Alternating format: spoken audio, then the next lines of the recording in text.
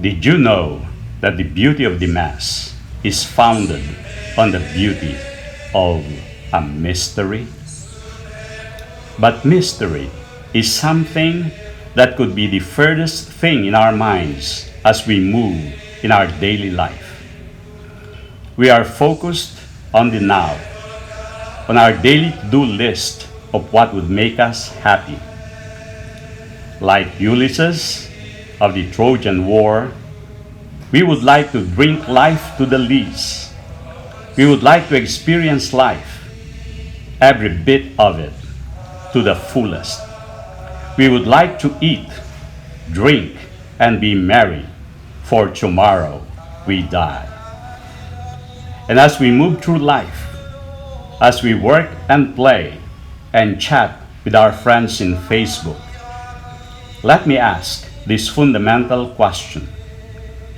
What do you think is the most beautiful and deepest experience a man can ever have? And the answer to this question did not come from a priest, a preacher, or a pope. The answer came from a well-known scientist, one who has spent the rest of his life in the contemplation of truth. That's why he was able to break open the world of sense and put it back again. That person is Time Magazine's Person of the Century, Albert Einstein.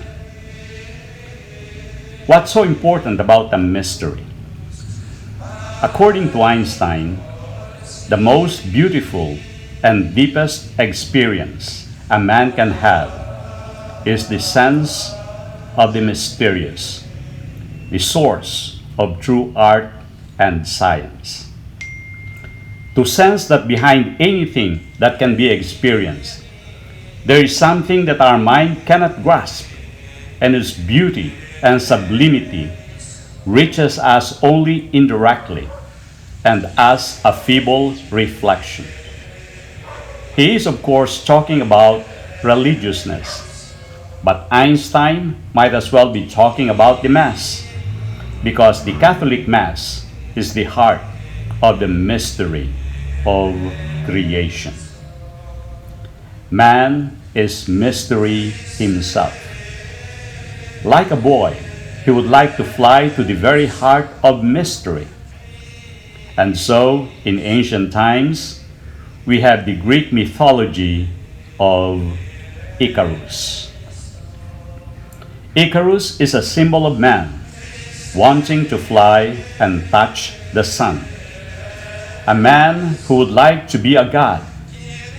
But as he flew closer and closer to the sun, the wax of his wings melted, and he fell into the sea and drowned. This is the story of the fall of man. But that's not the end of the story. A new Icarus was born to redeem fallen man. An Icarus that came from heaven himself, the Son of God. If man cannot become God, then God will become man. God would come down from heaven, assume the flesh of man, live and suffer in our midst. This is the mystery of the Incarnation. God became man so that man can become God.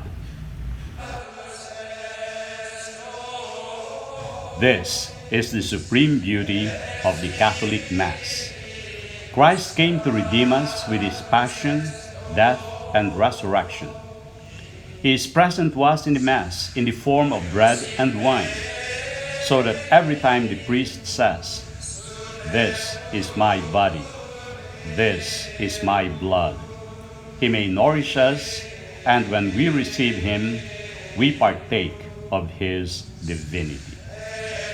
St. Thomas Aquinas writes, "The only begotten Son of God, wanting us to be partakers of his divinity, assumed our human nature, so that having become man, he might make man gods. This is the supreme beauty of the Catholic Mass, that man through God's grace may partake of His divinity and make man gods.